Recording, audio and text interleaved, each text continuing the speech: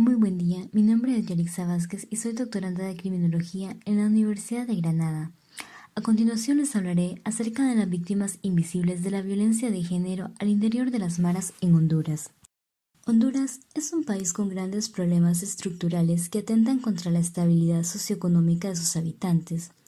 un constante reflejo de la marginación y la exclusión social reflejada en las olas de violencia que acecha al país pero que afectan de manera principal a los grupos más vulnerables: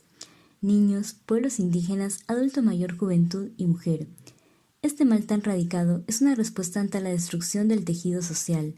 y es que en las últimas décadas se han venido intensificando estos actos de violencia y exclusión social sobre las mujeres, que exacerban la misoginia y se han resuelto en el surgimiento de fenómenos como la violencia de género y el feminicidio,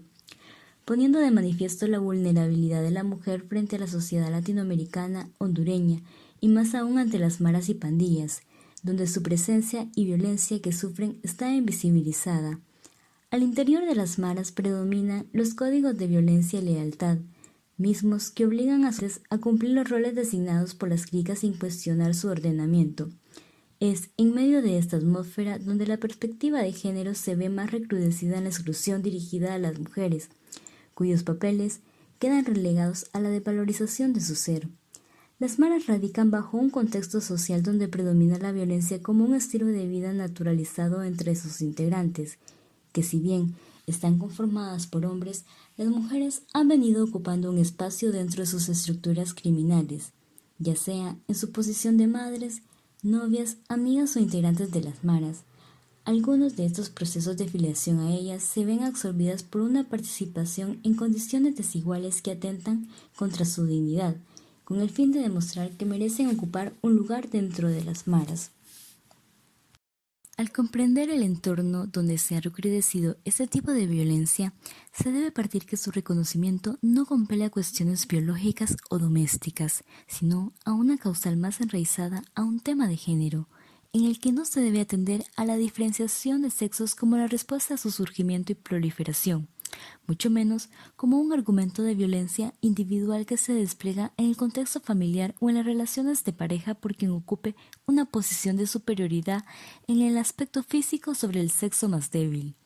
sino más bien se trata de un efecto consecuente de una situación de discriminación intemporal que tiene su causa en el patriarcado.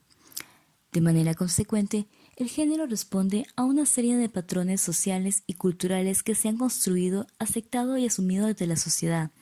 determinando los roles que le corresponden tanto a hombres como mujeres. Es bajo ese cimiento que se escuda y legitima la violencia, bajo un machismo que pregona la imposición del hombre sobre la mujer, amparándose en la cultura machista que justifica la etiqueta de género. Al realizar un escudriñamiento a lo que ocurre respecto de la violencia contra la mujer al interior de las maras, es necesario hablar de estas y cómo la violencia se convierte en su mecanismo de protección y control social, formando parte de ese estilo de vida que promulgan, en el que, como sugiere este gato, es un instrumento, un portavoz de mensajes con un imponente potencial que es capaz de implantar enseñanzas y mensajes colectivos. Pero, ¿a qué nos referimos cuando hablamos de las maras?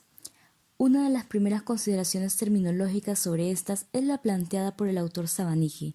refiriéndose a ellas como una comunidad formada por jóvenes que comparten una identidad social que se manifiesta a través de símbolos o gestos como los tatuajes, grafitis, señas, y que además se impone a través del nombre de sus clicas, en la interacción constante entre sus miembros y en el desarrollo de actividades ilegales, por lo cual reclaman el control territorial en determinados asuntos. En ese sentido, las maras son una mutación de pandilla juvenil hacia una organización criminal transnacional que está conformada por menores, jóvenes y adultos, cuyas edades oscilan entre los 12 y los 25 años de edad y se dedican a realizar actividades de origen ilícito como ser el secuestro, sicariato, extorsión, narcotráfico, entre otras. Y es que la complejidad de su fenómeno va más allá del concepto de colectividad, caracterizándose por compartir una identidad social en la construcción de su estilo de vida, en el cual predomina la violencia. Actualmente, el escenario de Honduras se enfrenta no solo a la proliferación de las maras, sino a la intensificación de su accionar criminal a causa de la invisibilidad por parte del Estado, tomando acciones represivas para combatir el fenómeno, lo que genera un mayor recrudecimiento de su violencia y una mayor organización y cohesión social en su intención por mantener el poderío en zonas marginales. Frecuentemente surgen enfrentamientos con otras pandillas, rivalizando no solo por el control territorial de las actividades criminales, sino como una muestra simbólica del alcance de su poder. Centrándonos en el proceso en que se consolida la alarma social que provocan las maras, hay que subrayar que confluye una relación entre la violencia y el miedo. Por una parte, la violencia ha perpetuado y ha normalizado el dolor como la eventualidad cotidiana que rompe los lazos entre la comunidad y disipa todas las acciones y responsabilidades de sí mismos y terceros. A este cometido le siguen el refuerzo de otras sensaciones y percepciones ajenas a la paz social, como la complicidad que surge entre sus miembros por las comunidades afectadas de la violencia, donde el lema que se convierte en ley para su supervivencia es ver, oír y callar. Es un medio donde el encuentro con la muerte se convierte en un hecho naturalizado al producirse ante los ojos de todos. Esta realidad queda entre la construcción de un muro invisible ajeno a toda intervención social por parte del Estado, quien no ofrece los mecanismos necesarios para la prevención y el control necesarios para instaurar la paz y el orden social, por lo que se recrudece la violencia cotidiana en los barrios marginales y se da paso a la afectación de los grupos más vulnerables, en este caso la niñez y la mujer. Este llamado de atención al Estado, a la sociedad y a sus familias a través de la manifestación de actos violentos establece un claro mensaje: el olvido por la juventud, el ultraje de oportunidades, el sentir social y la falta de proyección de valores prosociales. Es este desencadenamiento de situaciones lo que ha recrudecido no solo su expansión, sino los niveles de violencia que son capaces de alcanzar y el cual afectan de manera más directa a los colectivos vulnerables como la juventud y la mujer. En la estrecha relación sobre la invisibilización de la violencia de género con el ámbito privado de la familia y el hogar, surge un imaginario social que es muy difícil de contemplar, ya que es una realidad en un escenario totalmente diferente. La cultura del machismo que subyace en las relaciones de género que se ambientan al interior de las maras se construyen bajo un escenario que intensifica el rol de masculinidad de los hombres, y que justifica con base a la construcción social la sexualidad y la violencia que ocurre a su interior como reflejos propios del ámbito masculino. Y es que es imprescindible hacer constar que la identidad y el sentimiento que se forja en torno a las maras se desenvuelve en un orden patriarcal. Tanto la ubicuidad como la perpetuidad de la violencia se entraña al interior de las maras en todos sus niveles, y es que la vivencia de ser mujer dentro de una pandilla que es dominada por los hombres alcanza todos los niveles de violencia conocidos, sea estructural hasta llegar a la de género, así como todas sus manifestaciones, ya sea física, sexual, psicológica, ya que es un factor presencial y determinante para ellos para poder consolidar su hombría. La violencia que ejercen sus miembros se encuentra implícita a su masculinidad, como ya se ha recalcado, representando por ende el valor y la fuerza que los hace merecedores de ocupar un rol dentro de las maras, lo que a su vez reafirma su pertenencia a ellas. En consideraciones de Mauricio Rubio, los mareros que ejercen un mayor nivel de violencia suelen ser más sexualmente activos, transformando su sexualidad en un instrumento para manifestar su virilidad. También a ello habría que añadir que además es un medio para ejercer su poder e imponer su dominio, el cual queda reflejado en su inclinación por mantener relaciones sexuales con más de una pareja o procediendo a realizar violaciones a las jóvenes que se radican bajo sus zonas de mando. Y es que la postura machista adoptada por los hombres y de manera más concreta por los miembros de las maras se constituye como un referente de dominio de aprendizaje social y que se refuerza aún más a través de la violencia de género.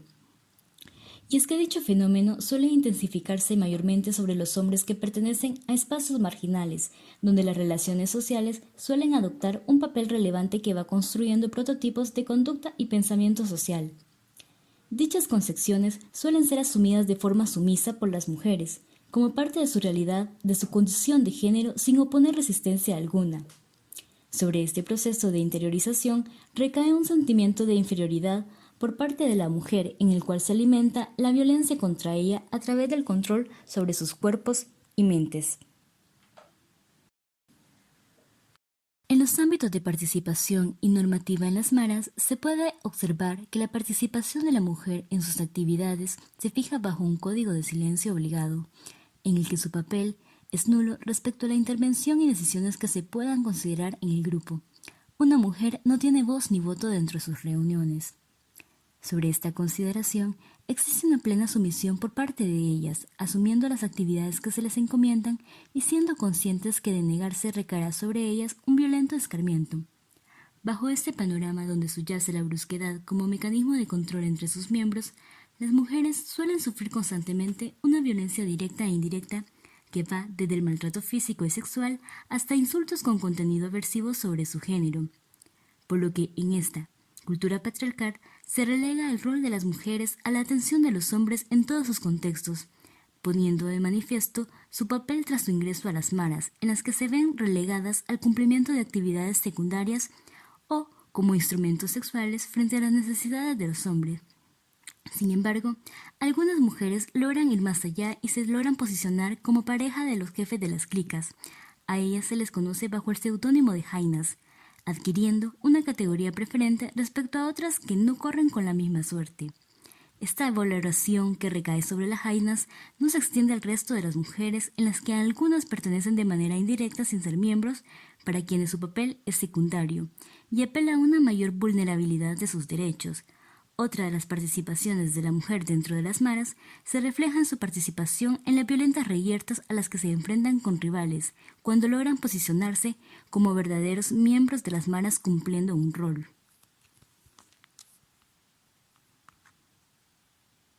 Su reconocimiento en las maras se ve condicionado a su capacidad para demostrar lealtad y valor, pero siempre subyugada a la condición de su género, al cumplir misiones en las que se ve implicada su cuerpo como instrumento para ejecutar con éxito la operación conocida como el paso de la jaina,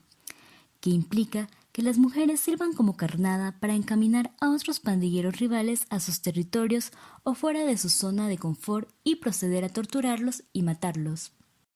Respecto a los ritos de iniciación sobre los que se construye su identidad como miembros de las maras y se determina el alcance de la violencia a la que están expuestas sus miembros, las mujeres se encuentran frente a tres alternativas. Por una parte, la disposición a aguantar una paliza durante 13 segundos si es de la mara salvatrucha y durante 18 segundos si es del barrio 18, la cual es propinada por miembros de la pandilla sin oponer resistencia alguna, por lo que no pueden intentar defenderse. Por otra parte, otra vía de acceso a las maras radica en la violación sexual colectiva, también conocida como el trencito del amor, en la cual se debe sostener relaciones sexuales con 13 o 18 miembros de la mara durante el mismo periodo de tiempo en el que se condiciona la paliza. Cabe mencionar que las mujeres que optan por esta vía no son respetadas y suelen ocuparse más como instrumentos sexuales, como para tareas secundarias como introducir objetos a los centros penitenciarios. Respecto a la tercera modalidad de ingreso, se conoce como coronación, la cual consiste en asesinar a algún miembro rival u otra persona asignada por la clica. Si hay algo que se debe de enfatizar es que tanto la paliza como la coronación se consideran modalidades dignas de ingresar, ganándose el respeto de la mara, situación por la cual pasan de ser violentadas a violentas.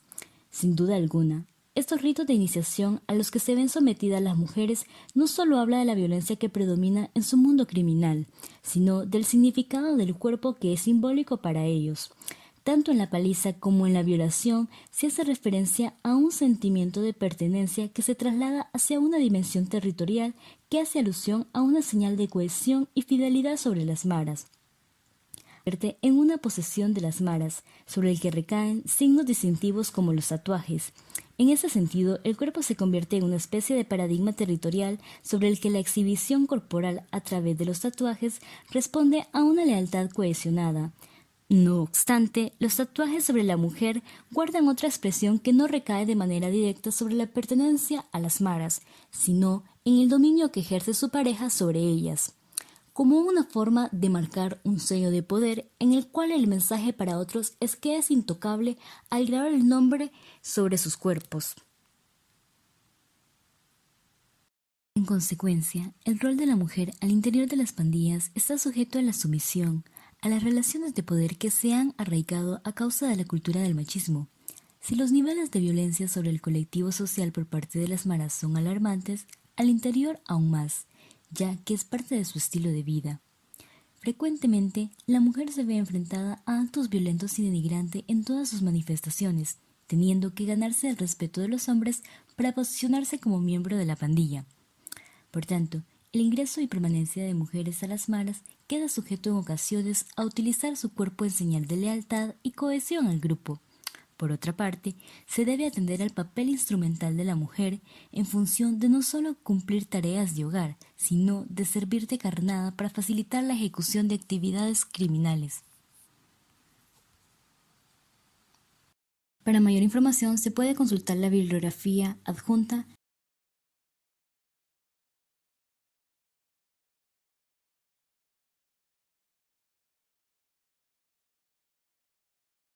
Gracias por su atención y para cualquier consulta estoy a su disposición.